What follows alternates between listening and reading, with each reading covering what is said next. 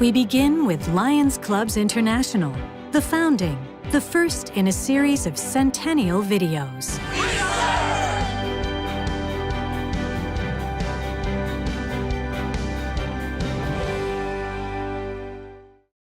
1917, a pivotal year in history, a time of immense social and political change.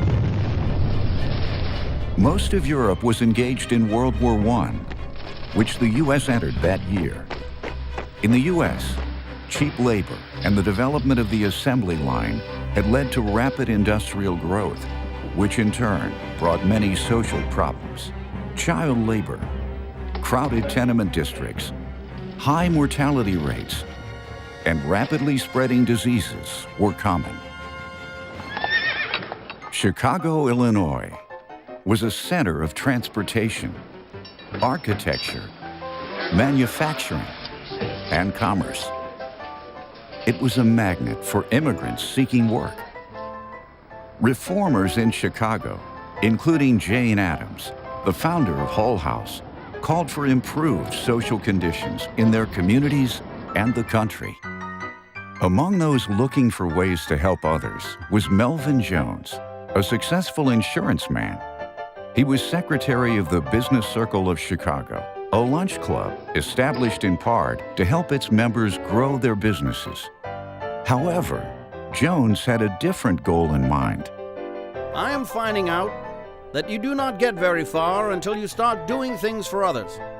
And I am beginning to believe that I can help some of the clubs, like the Circle, to have feelings in their hearts.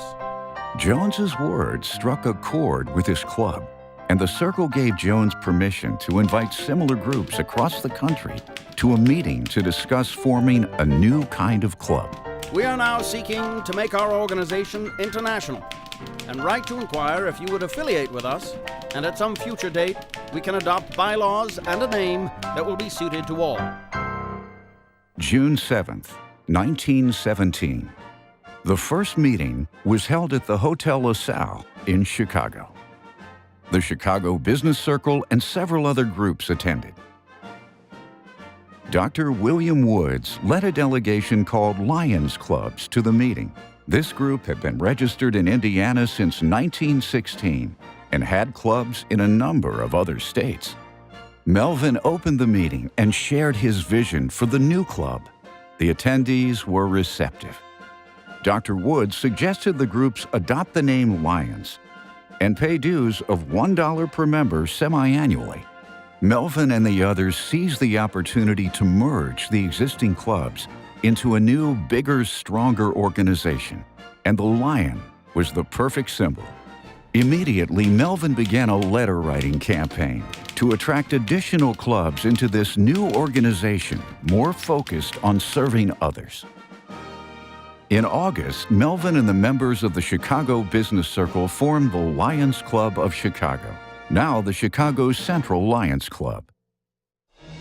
October 8, 1917, the first convention of the International Association of Lions Clubs opened in Dallas, Texas, in the Adolphus Hotel. Delegates from 22 Lions clubs in 9 states voted to keep the name Lions and adopted the logo of a lion holding in its mouth a club inscribed International. They also approved a principle that has guided Lions clubs ever since. No club shall hold out as one of its objects the financial gain of its members. Dr. William Woods was elected president. Melvin Jones was named secretary-treasurer and authorized to establish a headquarters in Chicago. At the end of the Dallas Convention, the new International Association of Lions Clubs had 800 members and $72 in the bank. November 1918, the first edition of the Lions Club magazine was published. It contained a copy of the Lions Code of Ethics, which required a lion to aid my fellow man by giving my sympathy to those in distress, my aid to the weak, and my substance to the needy. It also contained news from the clubs about Lions projects for improving waterways, medical clinics, and public libraries. Lions were also active with many youth projects, including fundraisers for children's hospitals and Boy Scouts. Having fun while helping others was part of Lions from the beginning. A clothing drive for veterans led to an unusual sight of lions parading down the street of their town. By 1919, Lions had grown to 42 clubs across the U.S. with more than 2,300 members.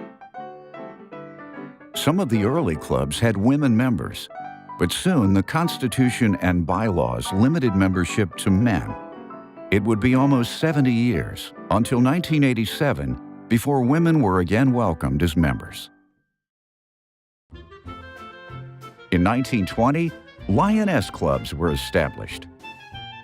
Many women served alongside family members who were Lions. Also in 1920, in Ontario, Canada, Lions established the Border Cities Lions Club, now called the Windsor Lions Club. It was then that Lions clubs became international.